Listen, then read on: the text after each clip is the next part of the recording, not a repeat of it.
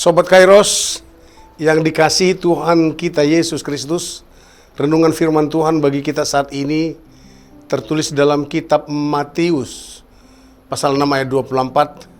Demikian dikatakan, tak seorang pun dapat mengabdi kepada dua tuan, karena jika demikian ia akan membenci yang seorang dan mengasihi yang lain, atau ia akan setia kepada yang seorang dan tidak mengindahkan yang lain.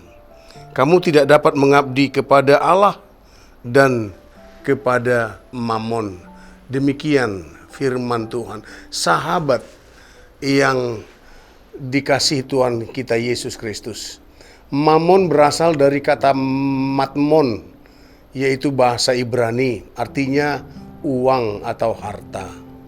Salomo mengartikan matmon sebagai uang atau harta yang terpendam. Hikmat yang dimiliki seseorang dapat menghasilkan uang dan harta yang banyak. Dalam catatan Alkitab, di Keluaran 13 ayat 2-3, Allah telah memilih Bezalel bin Uri bin Hur dari suku Yehuda, dipenuhi oleh Roh Allah, sehingga dia memiliki hikmat, pengertian, pengetahuan, dan berbagai keahlian.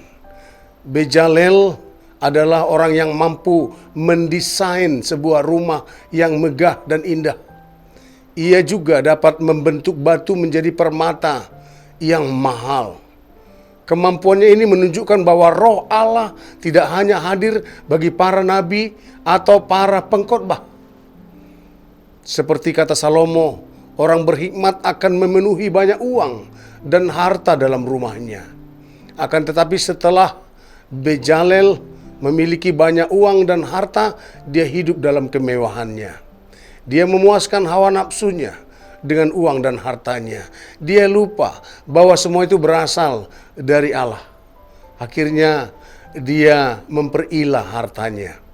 Pada zaman Tuhan Yesus juga pernah terjadi seorang muda dan kaya meminta petunjuk kepada Tuhan Yesus. Perbuatan baik apa yang harus dia lakukan agar ia memperoleh hidup yang kekal? Ketika Yesus mengatakan, jikalau engkau hendak sempurna, pergilah, juallah apa yang engkau miliki dan berikanlah kepada orang-orang miskin, dan engkau akan memiliki harta di sorga. Mendengar perkataan itu, pergilah orang muda itu dengan sedih, sebab banyak harta miliknya. Itu tertulis dalam Matius 19 ayat 20-23. Sahabat Kairos yang dikasihi Yesus Kristus, ini kerap terjadi. Orang yang awalnya begitu taat dan mengutamakan Tuhan, dan dalam hidupnya dipenuhi berbagai talenta dan keahlian, sehingga melaluinya dia pun memperoleh penghasilan yang besar. Namun harus dicermati, sebab jika bertumpu pada penghasilan, maka dia akan terus mengejar kesempatan untuk menumpuk uang dan harta. Jika orientasinya hanya pada uang, dia akan memperilah uang dan harta itu, tidak lagi mensyukuri apa yang telah diperbuat Allah kepadanya. Seharusnya jika kita diberi kesempatan untuk memiliki banyak, itu berarti kita pun harus semakin lebih besar menyatakan rasa syukur kita.